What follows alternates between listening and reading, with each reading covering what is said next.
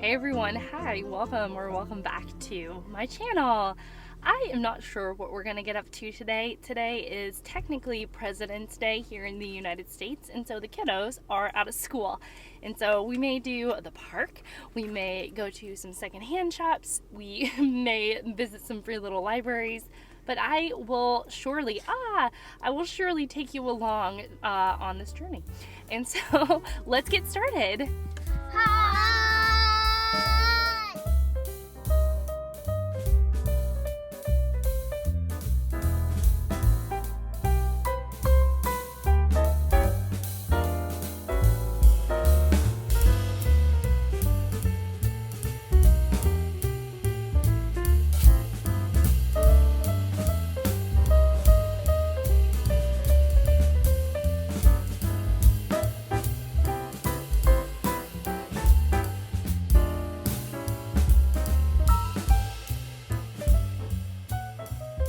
So I am back. We ended up going to 2 Goodwills along with a couple of other little errands that we needed to run, and I got a handful of books.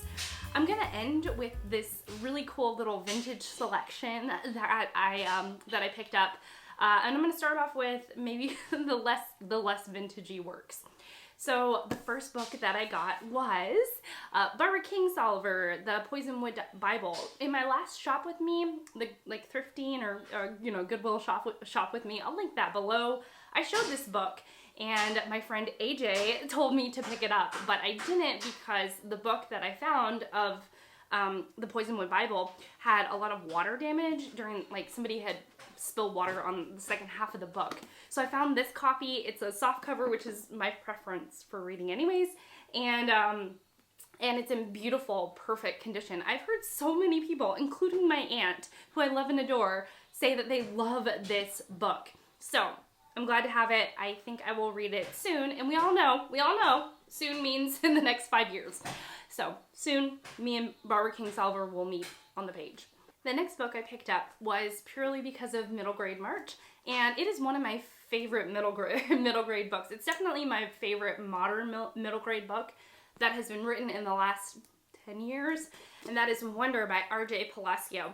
If you have not read Wonder, what are you doing with your life? I really just thought that this book was something special. There's something about it that is really beautiful and really touching. And even though the message could be considered cheesy, to be kind, that is the message of this book, there is something about the way that R.J. Palacio tells the story and the way that you're so invested in the characters and the emotional gut punch. If you've read this, you know what I'm talking about. But the emotional gut punch that she pulls is...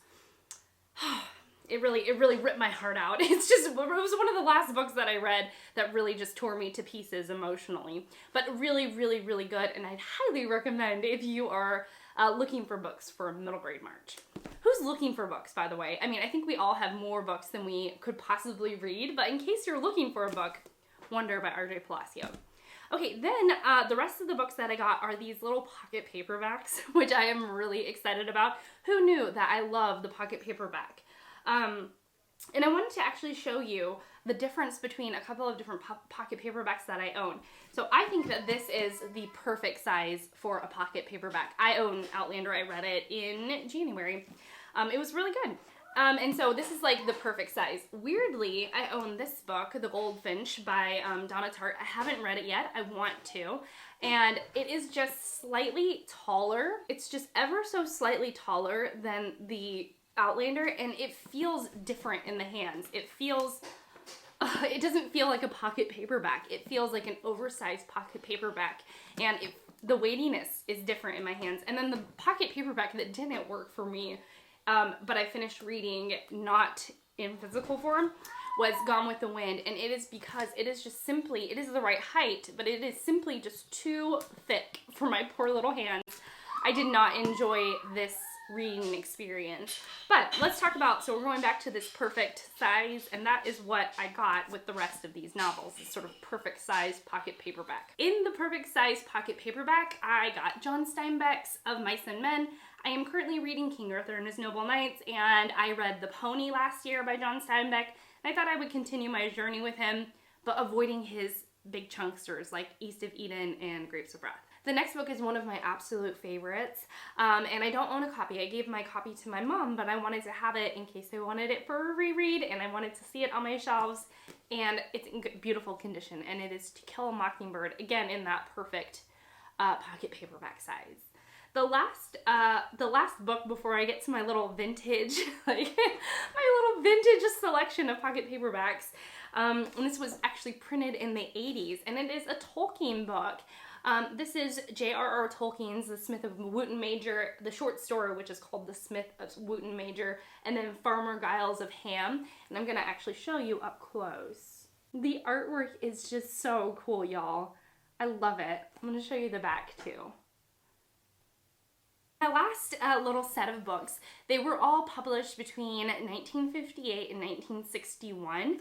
And I just thought the covers were precious and really cool. I don't know exactly if I will be reading these books out of out of these copies, but I just thought, gosh, what a cool little collection. Okay, so the first one is Tennyson, The Idylls of the King. This is the full text, and gosh, like, look how cool this color is. Look at that. It's just such an awesome such an awesome book, and perfect for Feb Regency. Okay, the next one is one that I need to reread, like before, sooner rather than later. The last time I read it was in college, like 15 years ago. So it is Wuthering Heights by Emily Bronte, and it is an old Signet classic edition. That one doesn't have a cool back. The next one is Mark Twain's The Adventures of Huckleberry Finn, which is so prolific in thrift stores. You can like walk into any thrift store and find a copy of The Adventures of Huckleberry Finn. I particularly liked this edition because of the movie pictures on the back and the 45 cents that it was being sold for at the time. I've never heard of Washington Press, but this is a Washington Press book. The last one is my favorite, The Creme de la Creme. It's just a really cool book, and the art is my favorite. It's an old Signet classic of Pride and Prejudice, y'all. Just a cool object to have. Isn't that awesome? And then I actually have, I'm going to show you the two other books I have that are also printed in this little pocket paperback editions. One of them is a Signet classic, and the other one is a Dell classic. And I just thought, what a cool little set to have, like 6 books printed between 1958 and 1961 or 62. So I have 1984 by George Orwell. I was given this by a friend over the summer. And the last one is The Idiot by Dostoevsky.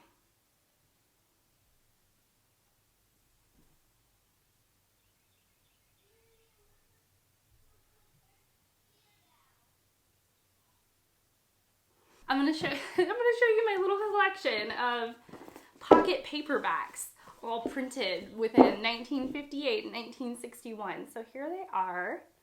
I just thought they were so cool. They make such a little pleasing addition. I don't know. There's just something really neat about it, y'all. And I think I'm gonna put them on my shelf, and I'm gonna keep an eye out for old 1960s older. I don't know, they're not really old, but like some older 1960s versions, or even older, of these little pocket paperbacks, which I think is just a really fun and cool collection to have. They don't take up a lot of space either. Alright, so that's it for me. If you like these kinds of videos, I would encourage you to stick around and subscribe. I would love to have you here. And that is it for me. So thank you so much for watching. Thank you so much for being here, and I will see you all in my next one. Bye, guys.